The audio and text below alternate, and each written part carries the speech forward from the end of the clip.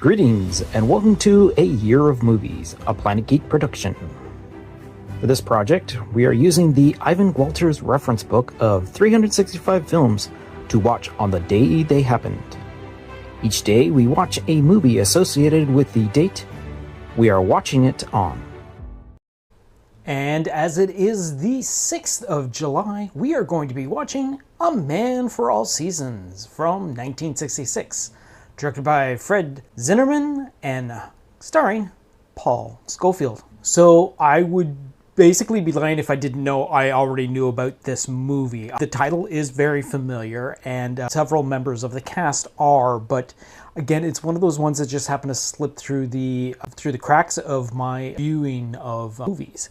So that being said, this would definitely be the very first time that I've seen this movie. And again, not only did I mention that this movie stars Paul Scofield, but it also stars Wendy Hiller, Leo McCarran, Robert Shaw, Orson Welles, Susanna York, and John Hurt. When the highly respected British statesman Sir Thomas More, played by Paul Scofield, refuses to pressure the Pope into annulling the marriage of King Henry VIII, played by Robert Shaw, and his Spanish-born wife, More's clashes with the monarch increases in intensity.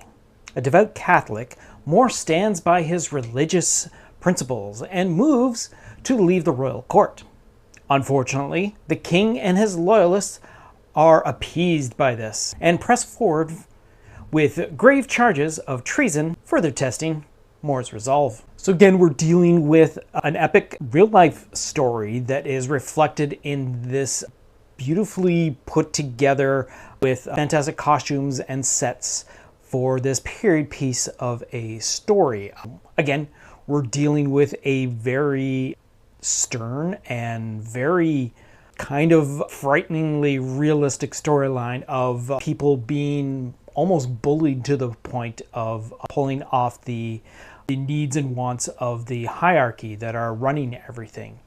And this is what we deal with as we follow More through this tragic turn of events, how he goes from like such a high praised character to be thrown into prison and his family have to like disappear into the night over the charges coming against him just to save their lives. And again, we're dealing with a great cast doing a fantastic job, but it seems to be something that I've seen before. This is not an unfamiliar story to me. I know of the history of this period, and there have been other versions of this story played out throughout movie history.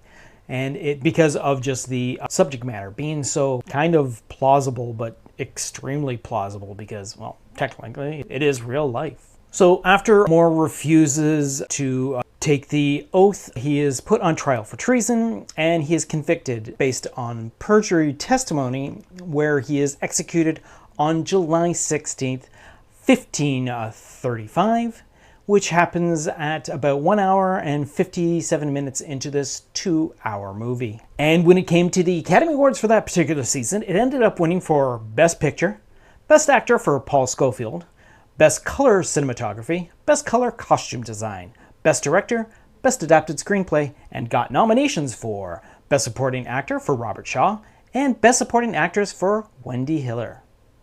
And on that note, we're going to wrap up this particular episode and look off into the future to see what we're going to be watching for tomorrow, and that is going to be for the 7th of July, and that is going to be The Aviator from 2004. So until next time, go see a movie.